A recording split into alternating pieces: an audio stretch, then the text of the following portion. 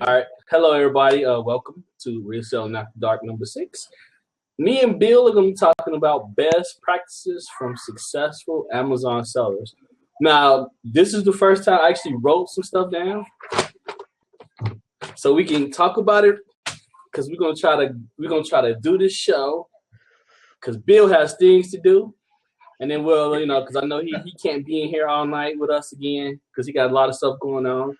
We'll try to get through some things, and then open it up, for a little bit, and see how everything goes. Like, sorry, everybody, welcome. Thank you for jumping in tonight.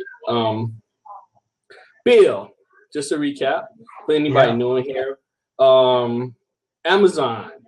How long you been doing it? Tell us a little bit about you and Amazon real quick. Yeah, basically, I've been doing Amazon itself for 5 years, but FBA for only 3. So I started off merchant fulfilling, as most people do. Most people don't even know about FBA when they first start with Amazon. It's like, oh, I can sell books, right? So that's kind of how I started on Amazon, selling some books and whatnot, and it progressed from there. And honestly, giving credit to where credit is due, and I thought I saw him in the chat, Mike, Pick for Profit, really in his videos early on when I first met him, turned me on to FBA. So really, without Mike, shout out to Mike, Pick for Profit in the chat. Without him, I might not have had the knowledge to even go with FBA 3 years ago. So I kind of stumbled into it because I met Mike. But I absolutely love it. FBA, guys, if you're not doing FBA, man, get right on it. Get right on it because it rocks. It does. It will bring you to a whole nother level in this business, and it will bring you even into more of entrepreneurship, more so than just a seller. So I'll just put that out there, guys. If you don't know what you're doing, you need help, ask somebody. Mike Franco, Pick for Profit, he started Resellers Roundtable, which is a Facebook group. And I think it's almost, 5,500 strong right now, Scott? Yep. Higher than that now? We're getting close to maybe 5,700. maybe 57. Okay. So if you guys need FBA help, there's great resources in that group, and that's a free Facebook group, Resellers Roundtable. And we're going to also be doing some webinars and different things in the future for more specific training on FBA. Yes. So anyway, I just thought I'd give that a little plug there too, because there are a lot of great people in that group that are willing to help. So if you're lost, you're scared of FBA, hop into Resellers Roundtable. Free go.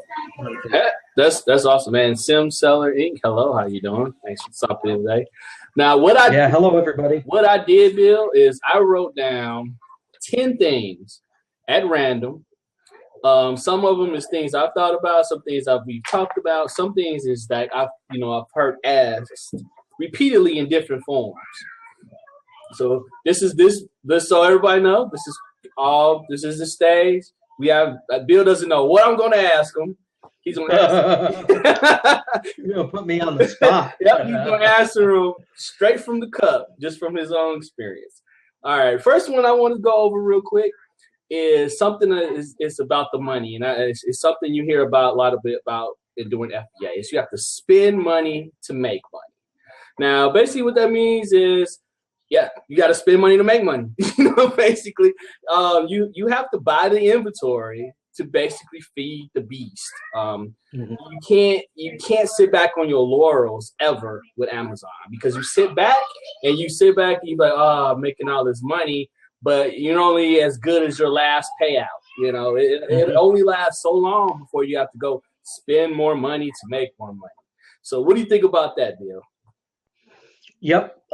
It's going to take money. In fact, the mindset with Amazon FBA, and I think you would agree, Scott, with Amazon FBA, typically you're going to spend more money to make more money. Yes. Compared to an eBay or something like that. For example, if I'm sourcing even clearance electronics, I'll just give an example. If I'm sourcing clearance electronics, And these electronics are $35 a piece, but I know I can flip them for 110 on Amazon FBA. Mm-hmm. And there's 10 of them on the shelf. And the rank, let's say, is 1,500, which is a good rank in electronics. They would sell relatively quick. The way rank works, the lower the number, the better. Okay. I would end up buying all 10 of those. Yeah. But all 10 of those is going to be $350. If you're just eBay mindset, you're going, oh my word, $350 to spend on product? That would be unthinkable. But when it comes to Amazon FBA, it's a whole nother mindset because I know I'm going to flip those. I'm going to flip them quick. After my fees and everything, I may make $60, $65 on those items. So it's well worth it to me. And the sooner I get them in, the better, because the sooner they come into my next payout.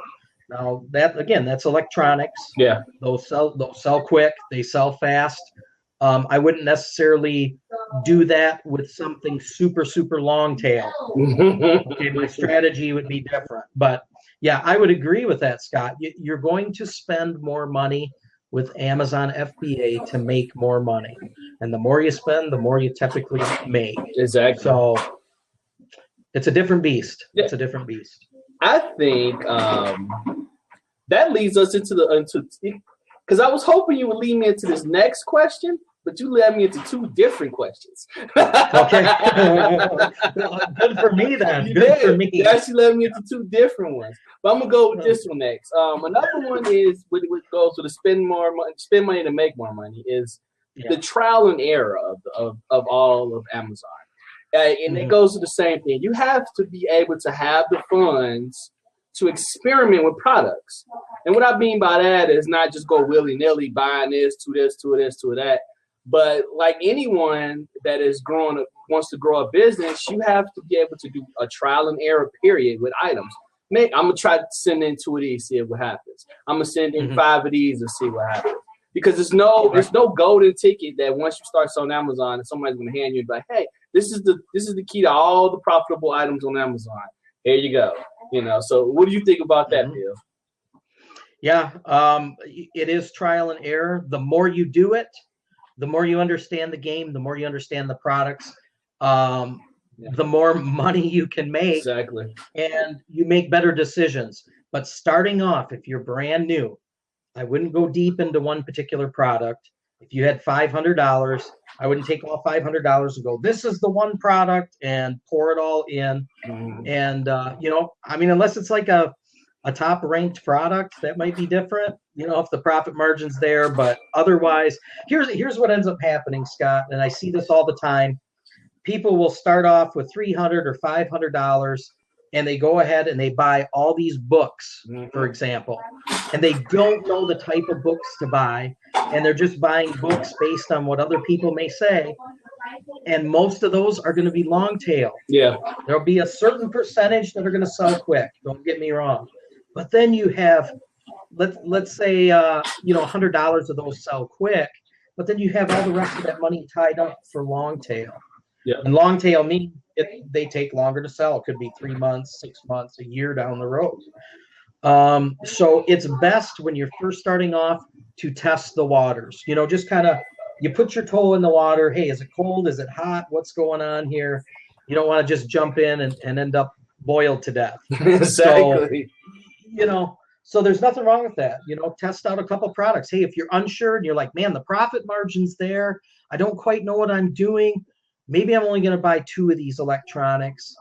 That'll cost me, $70, and I'll try those 2 out. And I still have my capital over here that I can utilize for other things.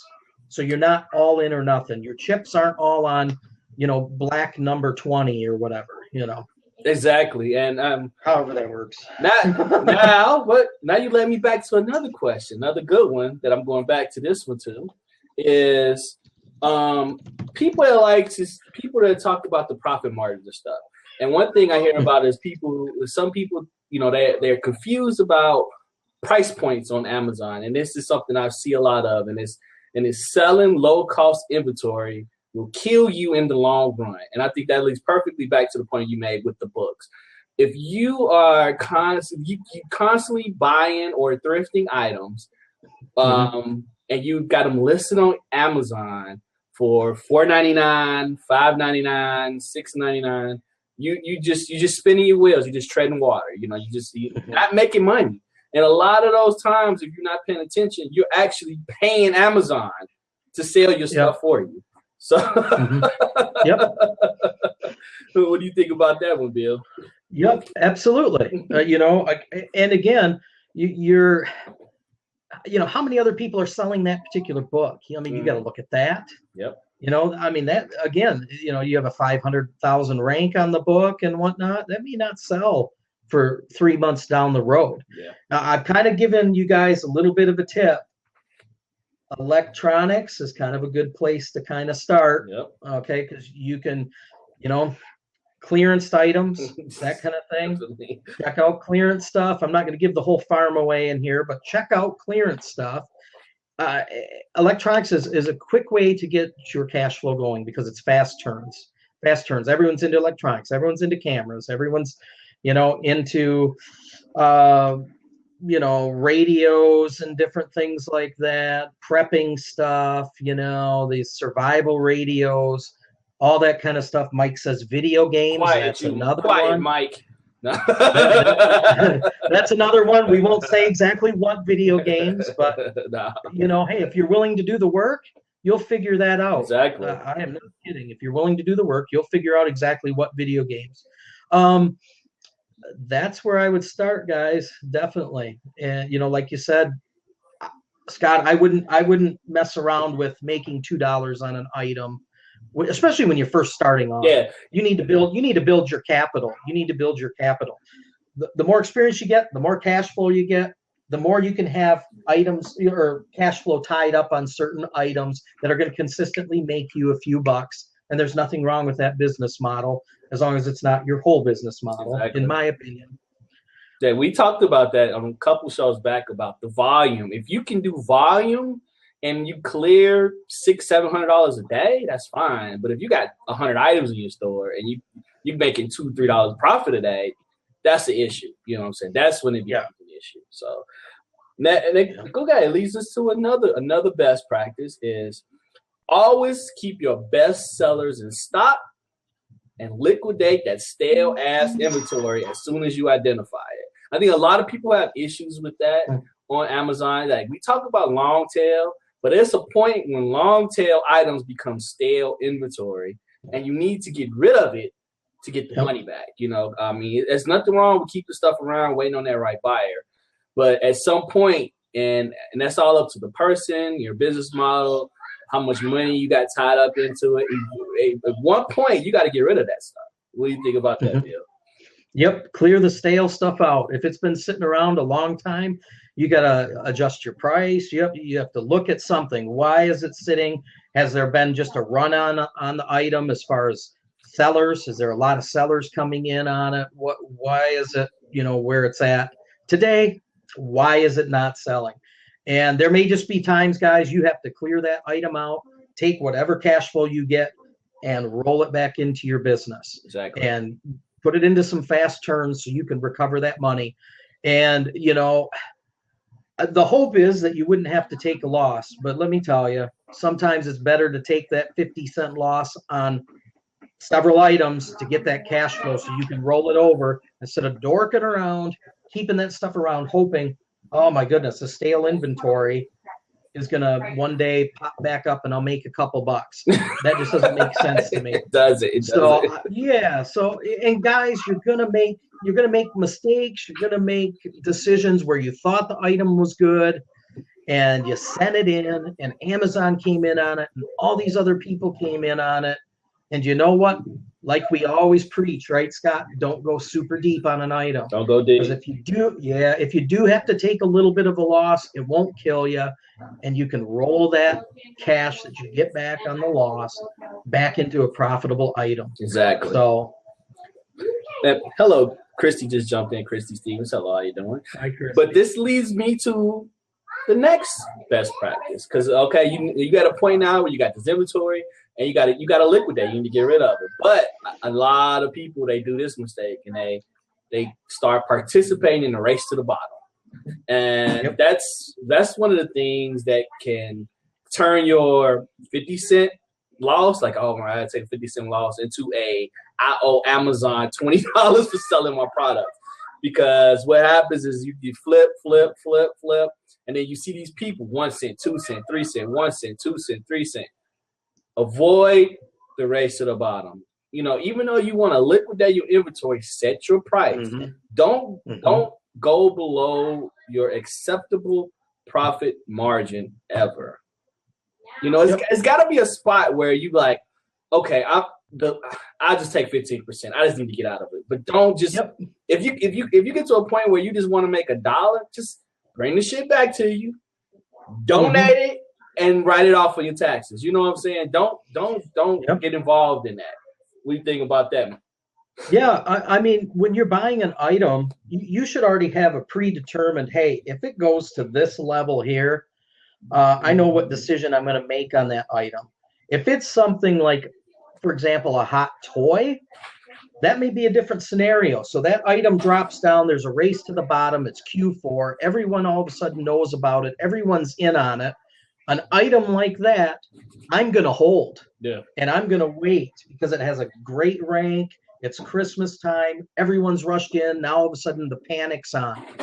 That type of item, I will wait and I will sell once everyone else runs out. And I'll sell for a higher price. And I don't care if it's January because people will still buy in January. So that's one thing. If it's not, if it's a mid-level item, what I would call a mid-level item where the rank's it's not terrible, but it's not super great. And people are starting to do the whole race to the bottom. And I know by looking at that item, this item's not really going to jump back up. It's not that popular, that kind of thing. I already have in my mind, like what you were saying, Scott, this item gets down to this price point, I'm going to need to sell at that price point. Yep.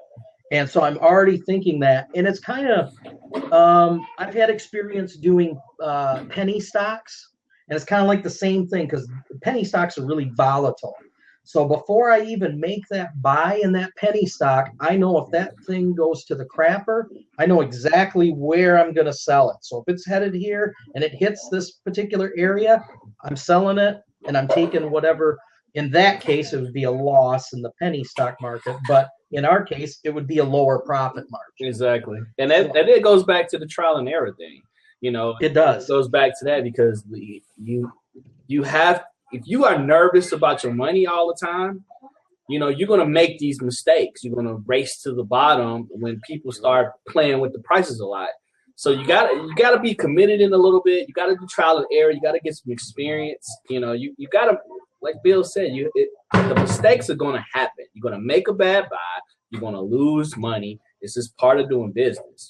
It's something. It's unavoidable. If you're that one person that go through life walking on water and making perfect business deals, I want to meet you and I want to pay you to teach me. Right. Because you're awesome. Because I want to meet you. Because everybody else learns from making tons of mistakes. Money mistakes, and it's not just simple mental errors. It's losing money, and that's how you. Right. And sadly, that is how you learn to be successful, and a successful entrepreneur. Is by losing money, and it's no other way you can learn. You go to school, you got people teach you. But that's how it goes down. Go ahead, Bill. There's a saying in entrepreneurship, and it's something I have written on my board, and it's number one. It's called fail faster. Don't be afraid to fail. Fail faster. The quicker you fail, the more experience you get, the more you learn, and the quicker you obtain success in whatever your chosen field of endeavor is. So don't be afraid of failure. And I know that's contradictory to society, to what we've been taught in school. In school, you got to get that A. Anything less than an A is a failure. You can't fail. But yet you end up in the real world and in business, man, you're going to have failures. Some of the best entrepreneurs have had some of the most incredible failures before they ever had their success. So don't be afraid of failing. It doesn't mean you want to go out and just be dumb and throw money to the wind by making uneducated decisions. We talk about educating yourself in this business, educating, yourself on products and that sort of thing. But don't be afraid of failure. And Now, hey, you fail, you learn from it. You go, okay, I learned something here. Turn it into a positive. I won't do that again. And when you make other business decisions, you'll know to stay away from that pitfall. Failure is a good thing. It's not a bad thing. exactly. You're definitely right. Very good, Bill. This is awesome. We got to put Bill in the hot seat once a week. I'm just gonna pepper him with questions and see what happens. This is awesome. I really like this format. I'm getting red. Yeah, I know. Like, all right, I'm gonna switch over here guzzling water. They're like, oh, what's the next one? I'm gonna switch gears a little bit from the nuts and bolts side to more talking about actually selling on Amazon. And I want to talk about something that people ask about, especially people that do groceries, health and beauty, stuff like that, is bundling and multi-packs. Now, it's money to be made in them, right? I think some of the best, sellers in grocery and health and beauty tend to stay away from the one-offs. Like, I sell one lotion time and time again. You want to sell a 2-pack, a 3-pack, a 4-pack, same thing with groceries, 2-pack, 3-pack, 4-pack. You want to stay away from the one-offs with those type items. Number one, you get more profit as you sell them in packs. Number two, you don't get commission. You don't get Amazon doesn't commission. You cannot take commission off. They take it off the multi-pack, not each individual. So if you sell 3, it's 30%, 30%, 30% instead of one multi-pack, which is just off 130%. It's just the fee on that one. So what's your experience with multi-packs? Yeah, same thing. I try to be creative with them. I try to think out of the box and do different things that people aren't doing. I'll combine certain things. I don't want to give away the farm, but guys, think out of the box, be creative. I've mentioned, for example, prepping's a big thing. You can make a little bug out bag, okay? Yeah. With toothpaste, toothbrush, just real essential stuff, baby powder, Vaseline, whatever. You can make these bundles, and there's just different things like that. Yeah, see, Profit Boss, he's like, oh, he's giving away the farm. There it is. There went my last cow, guys. Gave away my so I'm trying beef jerky toothpaste toilet paper bundle. Yeah, exactly. So I'm along the same line, Scott. I don't think of, okay, I'm just going to sell just toothpaste. I'm thinking outside the box on different ways that I can bundle items together and send them off. And I do multi-packs with certain items too, that I tend to find certain items that a lot of people aren't heavy on. They don't want to deal with it. I'll deal with it because there's less people on that particular multi-pack. Yeah. That kind of thing. But if there's one thing I could say, guys, think outside the box. Here's how you think outside the box. Just kind of search Amazon and see what multi-packs are out there. Yeah. What are people doing? There's some crazy bundles out there, folks. Yeah. If you're thinking about something, there is a bundle out there to buy it. And Mike made the comment, he said, I think electronics without some bundle. It would, like, if people were like, let's say you find out a VCR, right?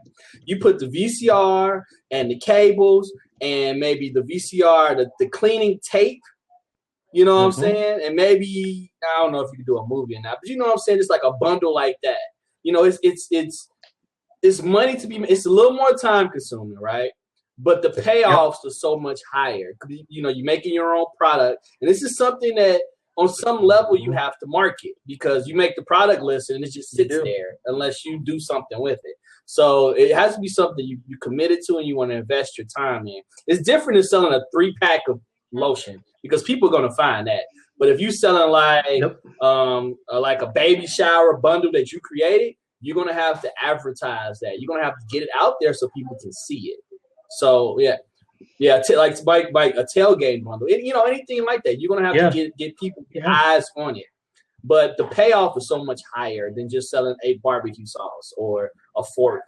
You know, maybe you have the whole thing in one little bundle for a tailgate thing. You know what I'm saying? Just be creative.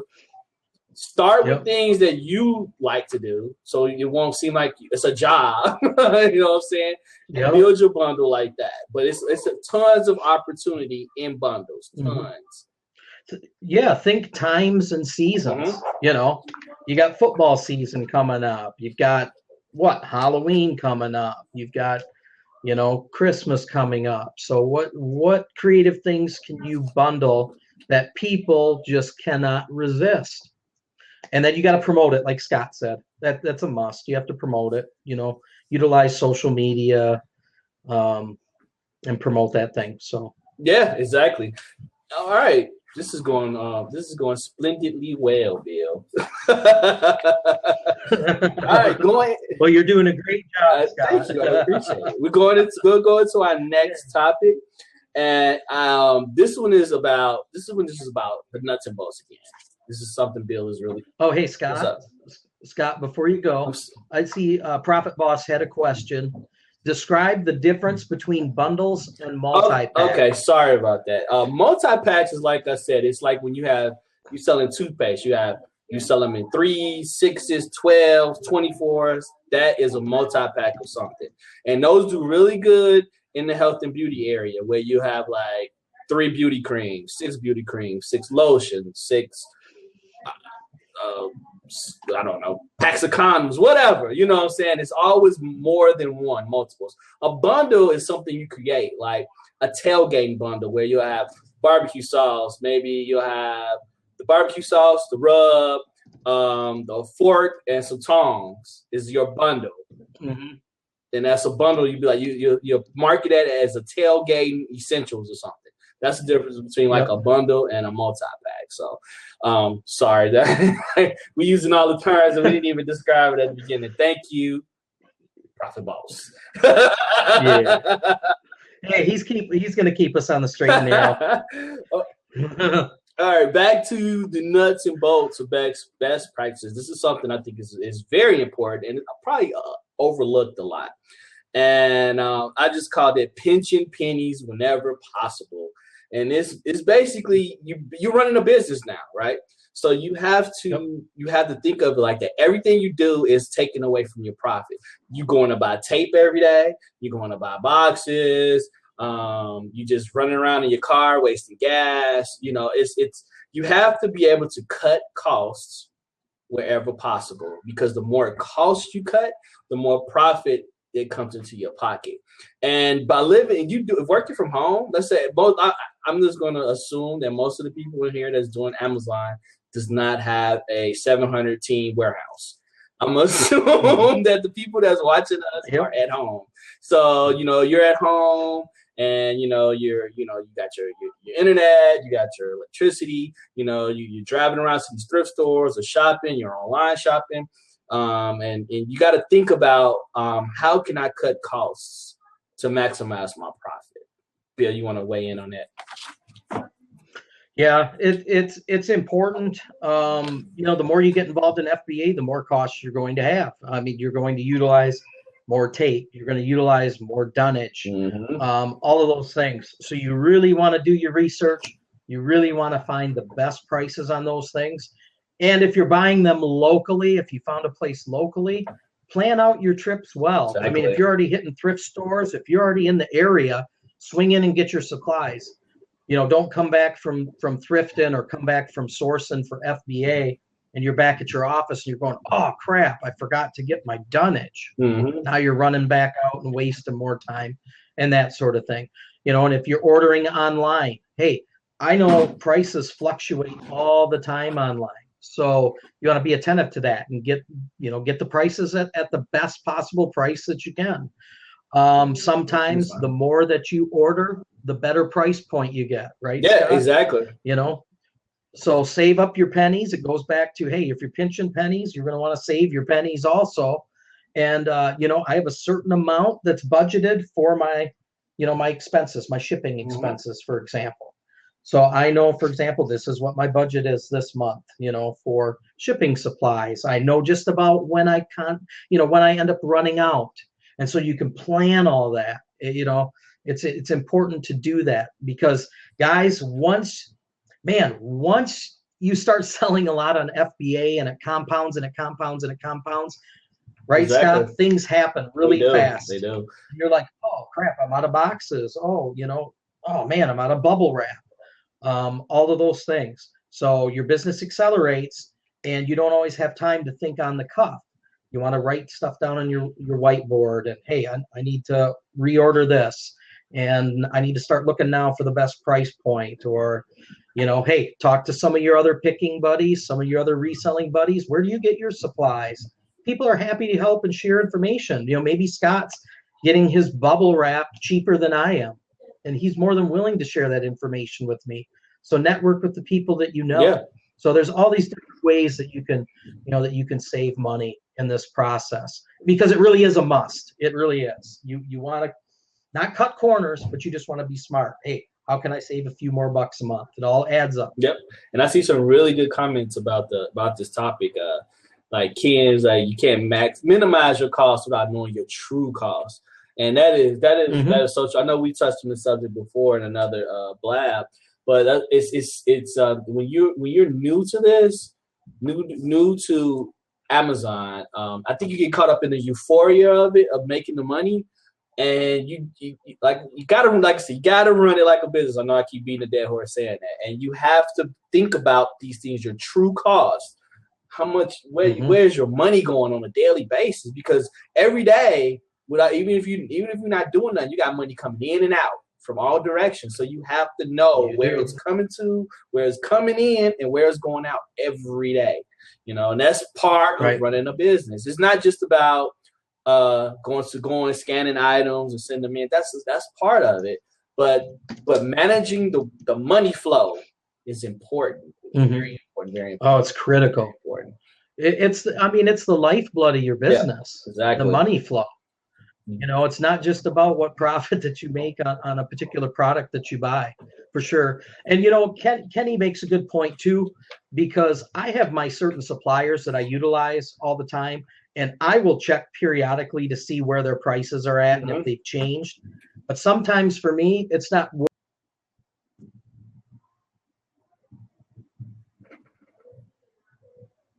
Oh no, did the internet mess up?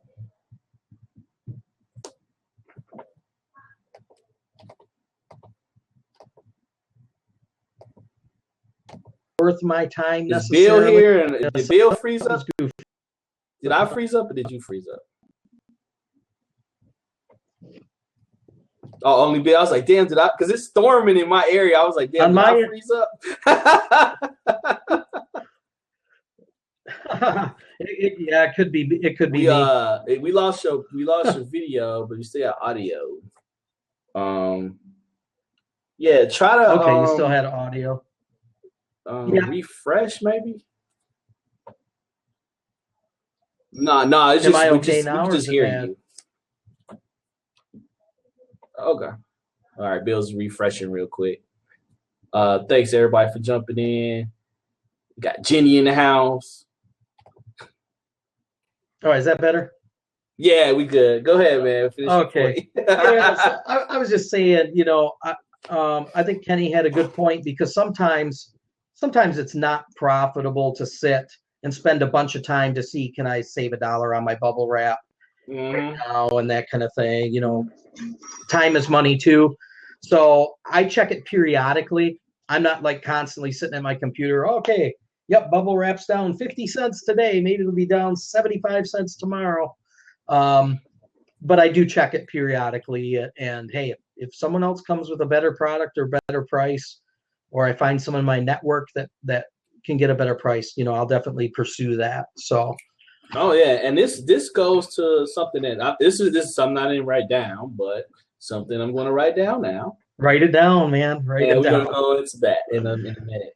But that's very good points. And I always look at, not only don't just look at, hey, Bubble Fast or Uline or whatever, but it's always an industrial park in the area where it's a mom and pop shop that sells shipping supplies too. Yep. And they usually are way cheaper than anybody else. You know what I'm saying? So it's always an industrial park and it's always a shipping person. And they may only do businesses, and you go talk to them, and maybe they'll hook you up. Just like I say, like Bill is always stressing, your local network, your local game. You got to be able to answer that. Very good, Bill. This is awesome. We're gonna do this next. Yeah, this is fun, man. This is a question that I see. Probably, I'm not bullshitting, maybe 100 times a week. Okay. And it's, what do I buy? Where do I go? What do I need to? How do I start? What do I buy? What do I do? How do I find this? How do I do this? And I thought of this, and it's always be scouting. I don't know, maybe I heard it somewhere and I'm stealing it, but I'm about to trademark it. Always be scouting. And what that means is, because we are not doing private label items, we have to be constantly on the lookout for new products to sell. Yep. So that means online, your local network, your stores around you. You have to constantly be looking for new products. Just because you got one thing now that's a replan and you selling 20 a day of it, it ain't gonna last forever. You good now, but you gotta find that next thing and that next thing and that next thing. You gotta constantly be looking for, because you never know, that might be cut off tomorrow. Yep. So you never know. So you always have to be looking for your next product. And I think people like Matt said in the chat, there's no secret recipe. That's all. It's just tons and tons of research. Because I think we said it before, is the golden times and the low hanging fruit, them days is gone. You can't take your phone and sit there and be scanning the whole damn aisles at Walmart and find 15 profitable items, maybe. But it's not a good business plan anymore. The stuff you find now is by using this. You have to use your brain. You have to use your mind consistently every day to find the good products. Because like I said, the low hanging fruit is gone. It's gone. It really is. What do you think about that, Bill? I'm so glad you brought this up, because this is a huge issue. Huge. Yeah. And it's like the Fresh Life. Yeah, the Fresh Life CA says here, knowledge is power. And we harp on this all the time. In this business, if you're not learning something new every day, guys and gals, you're going backwards. If there's a day that goes by that I'm not learning something new, and that goes with my sourcing, I'm falling behind the curve. I'm going backwards.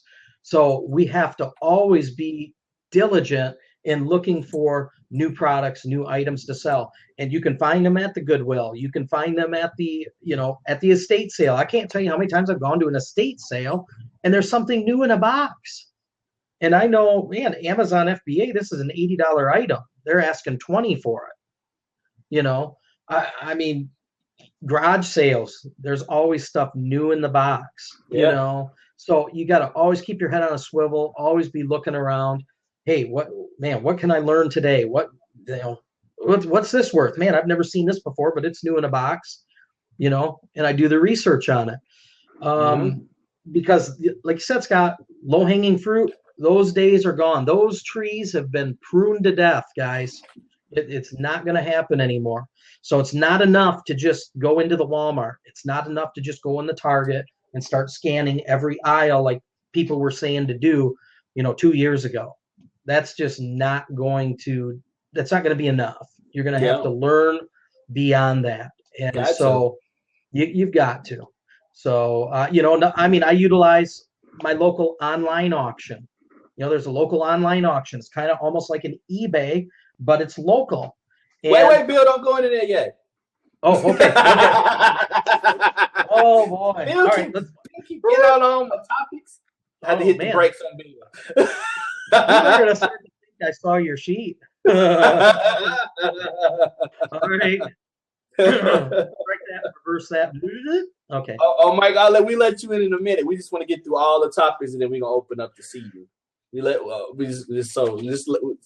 trying to pepper Bill with the questions, but as soon as you're done, we're gonna open up to see you. I see some of the comments.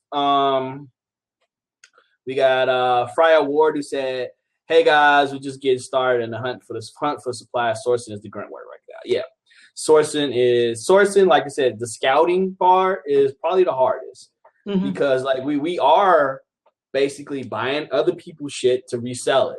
So once but like Bill said, there's tons of stuff out there, and you just have to keep looking for it. Yes, grunt work is hard.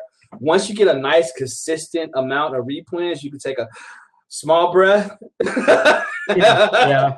A small breath, because you're like, all right, I got a little bit of money coming in, and then that's when the real work starts, because now, you know, with the way we think is like that could end tomorrow, so I need to find something to replace that if that shit explodes. So once you find a few replens, you can take a small breath, and then, you know, that's just lovely, you know, once you get to find something that you can consistently buy and make money. Right. But that's the hard part. Once you find those items, I said you got to keep searching for the stuff to replace them. Right. It's got the fresh lifestyle. I'm constantly learning. You have to. I started in new shoes. I'm expanding to FBA and vintage clothing. That's awesome. Good to hear that. Love to hear people that's getting into the game. Her Sam tried to jump in. You can jump in as soon as we're done. He said, was wondering if you have to do that or resell. I like to resell, but I felt that there's a large learning curve on knowing what to sell and what to look for. Yeah, like that's just research. Like we're talking about, it is a learning curve. Like Matt said a few comments up, it's no secret recipe. It's no, like I've said, it's no Willy Wonka gonna pop out and give you the golden ticket to reselling. I wish he did, because that'd be awesome. I wish he would just pop out and give me the golden ticket and I have all the knowledge, but unfortunately that is not how it goes. Right. And you know, we didn't really, I mean, I see what Kenny said here. I disagree to a point. There's so much merchandise out there used. We didn't even touch on that. I mean, obviously we do a lot of used stuff to Amazon FBA, and you know, there's a lot of stuff at all over the place, state sales, garage sales, thrift stores, all that stuff. I was just kind of touching more on the whole department store thing, because so many people focus with Amazon FBA. I got to go to the Target. I got to go to the Walmart. I got to go to all these places. And you don't, you know. And it's a whole bunch of people out there that don't even think you can sell used items on Amazon. You know, it's a bunch of people out there like that. They just like, you can't sell used stuff on Amazon. Well, yeah, you can. Maybe we should talk about that one day. Just how you can kill it doing that. It's the golden ticket. It is. I'm not gonna say exactly what I sell used, but we can go over the basics of finding used stuff. How about that, Bill? We won't go into specific things to buy. We'll talk about one day. Maybe we'll talk about how to source them. You know. Yeah. There we go. That's good. But what I cut Bill off earlier, what I was talking about, what he was about to go into, was one of the things I wrote down was about something he talks about a lot, and something he bases a huge amount of his business plan on is his local game. Bill has made contacts, you know, with people that around him that he can get inventory from like dirt cheap, and that call him when they know they know what he does, because that's another thing. We're not James Bond. We're not Secret Service dudes. We're not in the NSA. You know, tell these people at the Goodwill, wherever, tell them what you do. You know, I resell. I sell on eBay. I sell on Amazon. If you find a deal, let me know. I have cash. I will buy it from you. You know what I'm saying? There's no need to be hiding it. It's no need, you know, it's not what we do. There's nothing we do that's wrong. You know, we take advantage of holes in the market to make money. So, you know, let these people know what you do. And that's something that Bill stresses a lot. So I'm going to let Bill take that. Yeah, it's important. A lot of people, when they first start off, they're kind of scared to talk to people. I even know veterans that are scared to talk to people. I'm on the other side of that spectrum. I want to talk to people. I let people know what I do. Whether it's at the thrift stores, wherever. It could be the flea market. I let them know what I do. Yeah. I run into other pickers at those locations. We converse, we talk. I'll give you just one example, one guy, and I've mentioned this example before, so bear with me if you've heard it before, but some haven't. For example, one guy, his interest is older like garden tools, hoes and shovels, and it could be lawn chairs, that kind of thing. I don't deal with that stuff. He does, but I'm at tons of garage sales, and it's nothing for me to pick those up for him. So I pick those up for him. He'll pass me a couple bucks when I give them to him. But also, you know what he does? He doesn't deal with police scanners, and he doesn't deal with other vintage items that I deal with, or even Polaroid cameras or vintage typewriters. So what does he do? He knows my price point, what I'm willing to pay for them. He knows what condition I look for. He picks those up for me and hands them my way. License plates. Yep. So we have that working relationship. If I had been a secret agent and didn't tell anyone and was afraid, oh my goodness, if people know exactly what I do, I'll be squeezed out or something like that. Yeah. I wouldn't have those opportunities. I mean, that's where a lot of those air conditioners came from that I sold. It was a deal that I had with some other picker. So again, I can't stress it enough, because we talk so much about Amazon, we talk so much about eBay and Etsy, and they all have their place, but really work that local market. You will not be sorry. And my last point is, if those other things went away, let's say eBay went away tomorrow or Amazon went away tomorrow, I can still feed my family because I have my local game. And that's really important, guys. And I just think it's another hedge for your business, and it's another way to promote your business. And I'll have people bring me stuff saying, I got this stuff in my garage, look through it, you can have what you want, the rest pitch to the curb. I just had someone bring me a box of stuff, and there's a couple items in there. I'll have over $100 bill, and it's just because someone knew knows what I do. So I just encourage you guys to really do that. Talk about what you're doing. Yeah. And before I address Matt's comment, one thing too that even expanding on that is, like, you got local Facebook groups, right? Don't be the guy that just posts, I'm looking for this, and this. You know what I'm saying? Interact with some of the people in there, because I get messages a few times a week about people like, hey, I see you looking, I was commenting on stuff, about this. I have this for sale. Do you want it? Yeah, I do want it. I want your NES games. You know what I'm saying? Yep. They're more likely to come to contact you, somebody that's more, active in your Facebook groups. Talking to the people instead of just posting like, hey, contact me if you got NES games. They be like, screw this dude, whatever. But I get a lot of deals from my local Facebook groups too that way. So just a little tip. Bat said, everyone thinks your game should be secret, and to an extent I agree, but there is so much that you may be missing if you don't talk about what you do and or are looking for. And that's true. Yeah. People keep, like, maybe they like real stuff close to the vest, maybe like products, whatever. But talking about reselling and stuff, I'll do that all the time. I talk to anybody. I go to a pawn shop, I'm telling them exactly what I do. I'm telling them, hey, I'll buy from you. I'll buy something from you. You get the meat on the bone. I'm not trying to screw you. I know you got to make money. I want to make money. So let's just work together. And they're more likely to work with you when you come real with them like that, not going in there like it's fucking Pawn Stars. You know what I'm saying? And y'all do that stuff. Don't happen in real life. You're not fucking bargaining with Chumley at the counter. You know what I'm saying? That's not reality. In reality, you come in there like that, they're going to be like, nah, that's the price. Get out. I agree with that. I'm not gonna talk about certain items I send into FBA, for example. Yeah. That's just not gonna happen. I mean, I'm gonna keep that close to the chest. But at the same token, as far as my local game, I could care less, because that just challenges me to be a better picker, to be a better researcher. outwork people. And that's just my mindset, my mentality. So I could really care less if they know I pick up vintage license plates or any of that stuff, or air conditioners or whatever. Because you For me, want those people, when they yeah, find it, you want them to come to you and be like, Bill, I got this. You know, what do you, I mean, I know you sell them.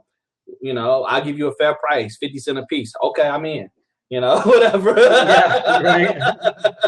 You know what I'm saying? So it's good to do that. Always, just, I mean, it's like I said, online is different. It's a different universe.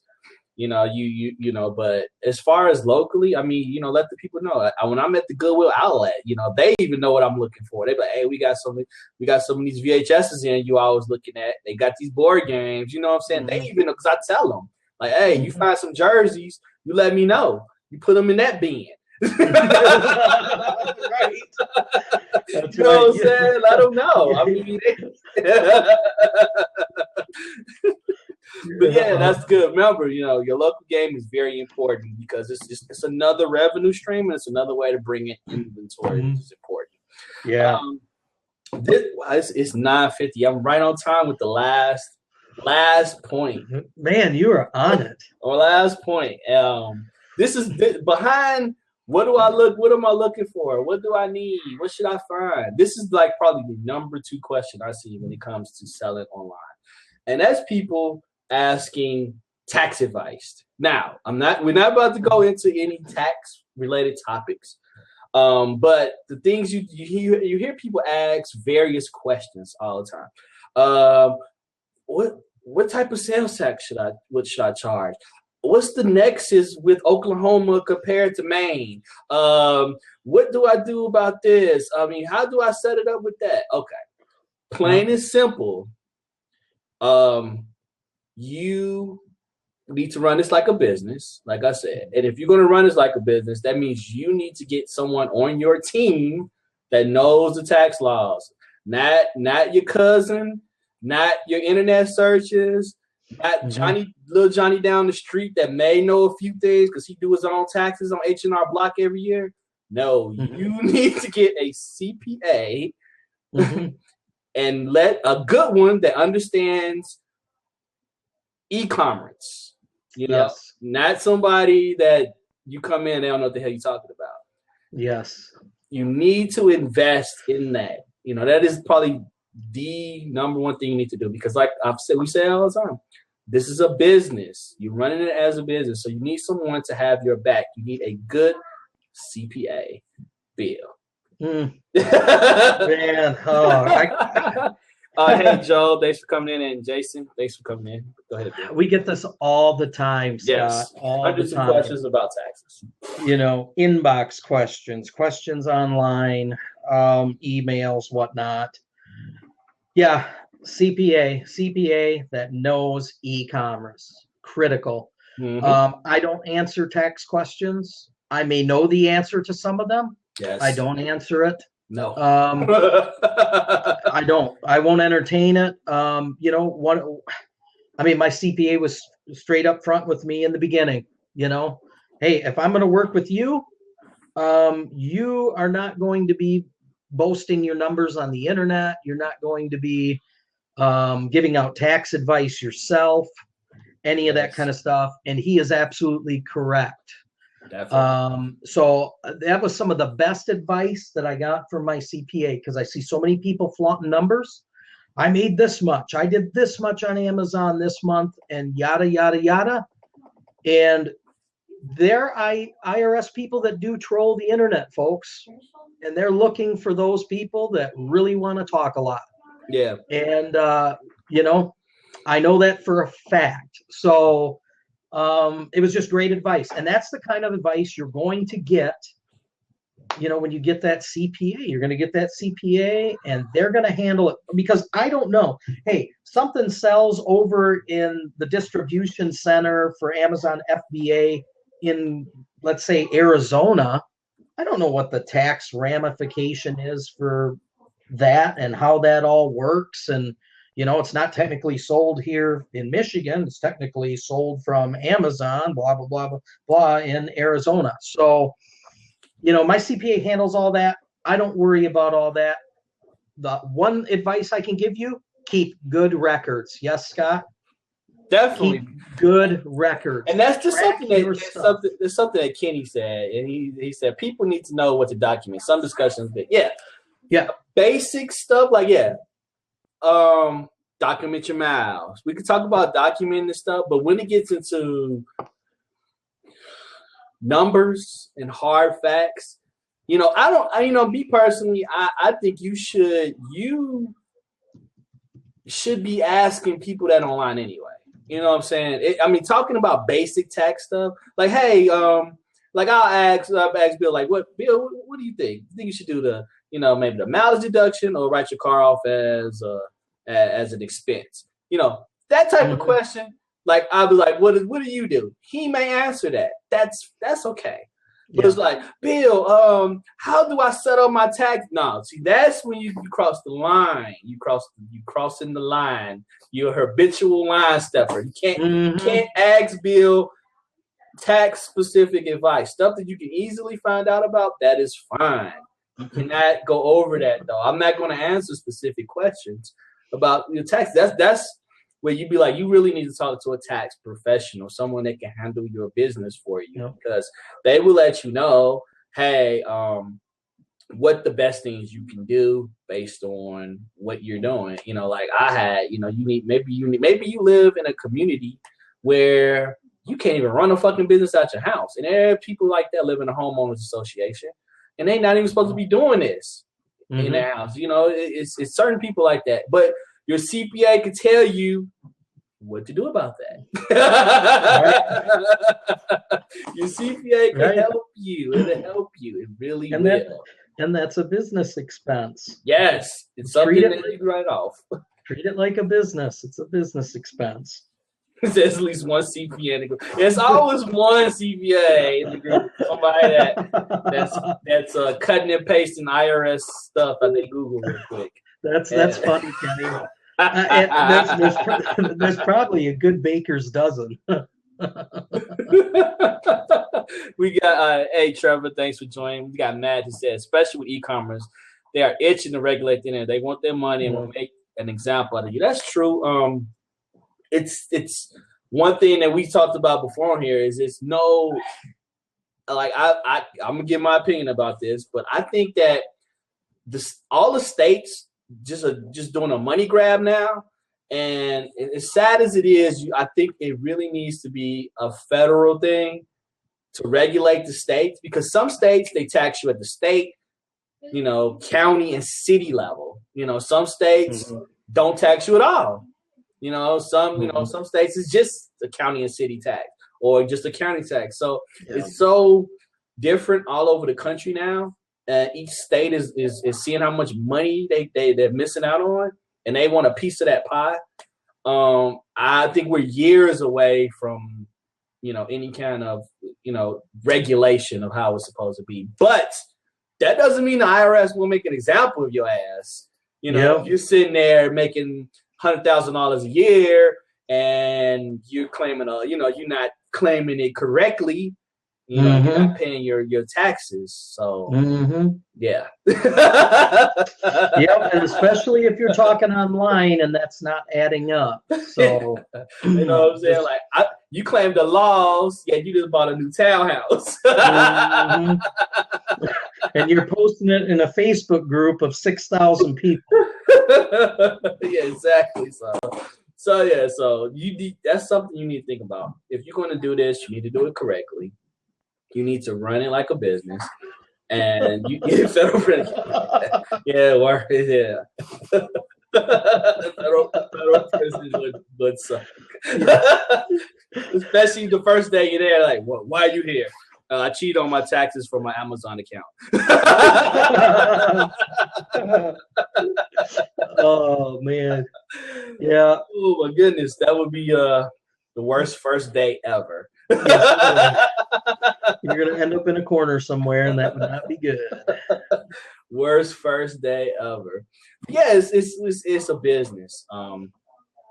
People need to. That's what people need to do. If you're gonna do it correctly, get your business license, because I'm sure your CPA will say that. Some more miniature CPA advice. Get your business license and do it correctly, because that's the only way you can, not the only way, but, it's one of the ways to legitimize yourself, So, do it right.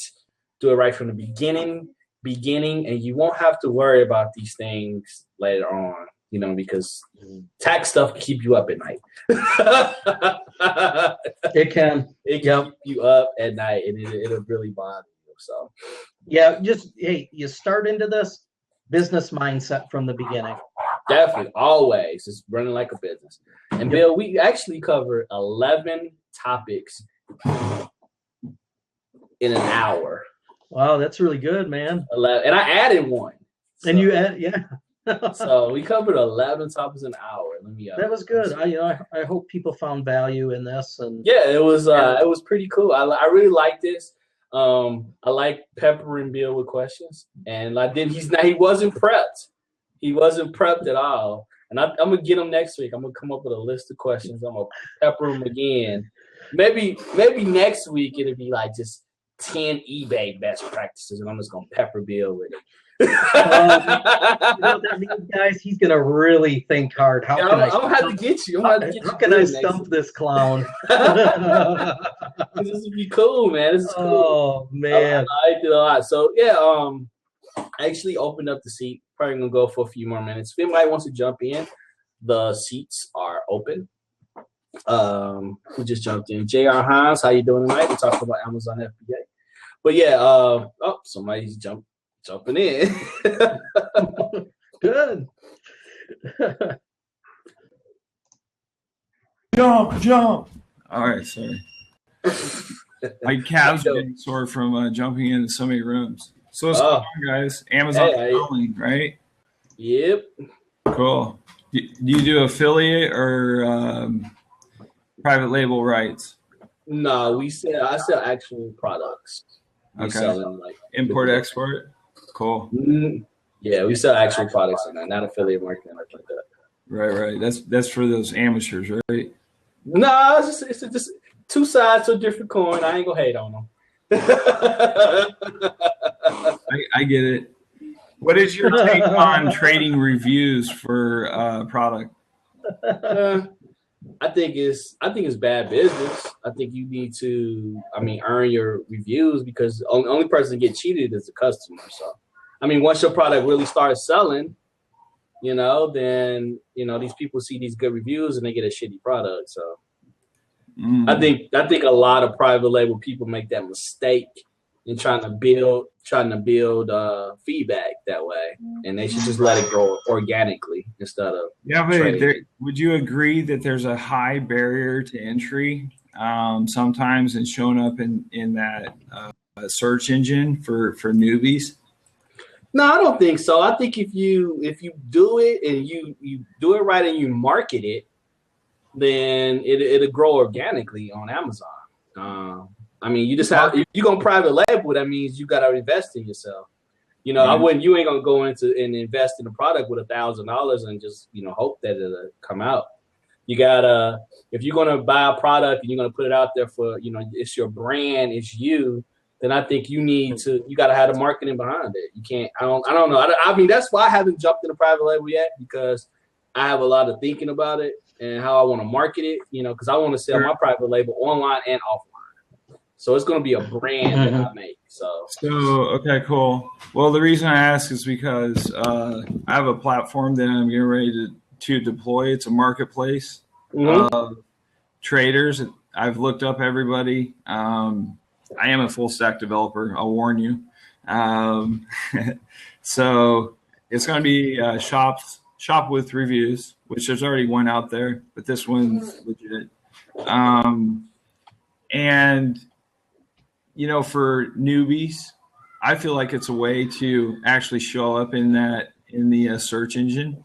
We all know that there's 1,000 different variables that go into that search. Sure, it might be. Sorry if I scared the other guy. No, he's internet. You have internet issues. Yeah, he's playing Blab Ninja. That's exactly it, Blab Ninja. No, they're some very good blab ninjas. You'll be talking to them. Next thing you know, they're out of the room, and it's ninja style. But anyway, marketplace where you can leave ratings on each other too. Hey, this guy's a scumbag. He just shared my coupon code on Twitter, which we figured out a way to eliminate this. But there's also within the platform, a star rating like Uber, so they can go up and down. And also you have the reviews going on. 4,800 people currently, and we're getting ready to deploy it. Thoughts, questions, answers? I mean, it sounds good. It's but I'm not doing private label yet. Right. It's a few guys. It's a few on here that not in here. I don't know nobody on here necessarily, but it sounds like you got the business plan together. I don't know. And I wanted nothing to do with it, but somebody who got me into it ended up owing me money. Here's the front face right now. The data points aren't hooked up, so it's still in staging mode. Obviously, it's on WordPress. I wish it was on Node and Bootstrap, but that'll be the next round. Somebody ended up, owing me some money. So, of course, I had to dive into the Amazon API, which I wish upon nobody ever. There's so much shit. Dude, I mean, that is a learning experience. 20,000 endpoints. Wow. Hold on. Let me get a HTTP in front of that. Sorry, guys.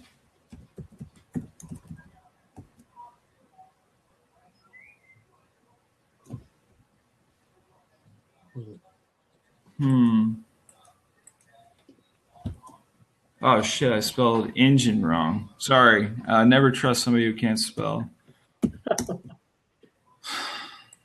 Hey, Scott, I am going to have to run since I got a house full of people and I got to take my daughter to college down in Tennessee. That's the beauty of recording this. It is. So I will definitely catch the rest of the show. And, well, that's why I said we was going to run an hour. We're going to wrap it up in a second. Yeah. Yeah, I won't talk too long. All right, guys. Hey, before I go, I want to say thank you for everyone for checking us out tonight. Scott, as always, does a great job hosting. And thank you. Thanks for the questions. I love the fact that, people in chat dialogue with us all the time. JR, it was nice to meet you. As short-lived as it is, I wish I didn't have to run. But sure, I've got your Twitter. We'll exchange some knowledge. I'll DM you. Okay, sounds good. And thanks, everybody. Have a great night.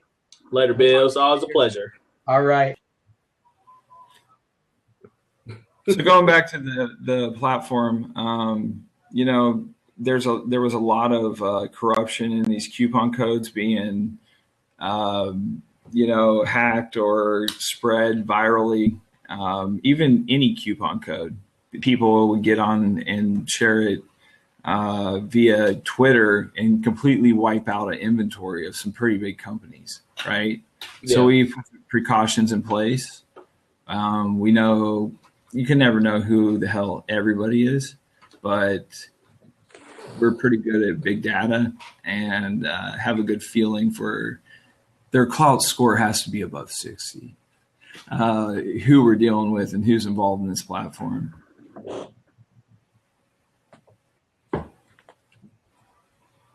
So you're marketing it to people that do private label?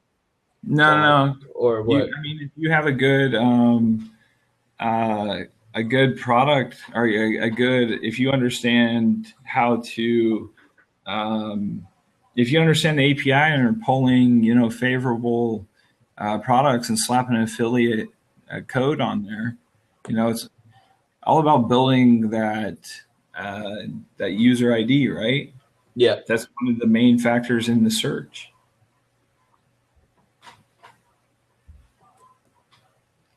So I guess I'm trying to level the playing field with Cash Money Chewy, if you will.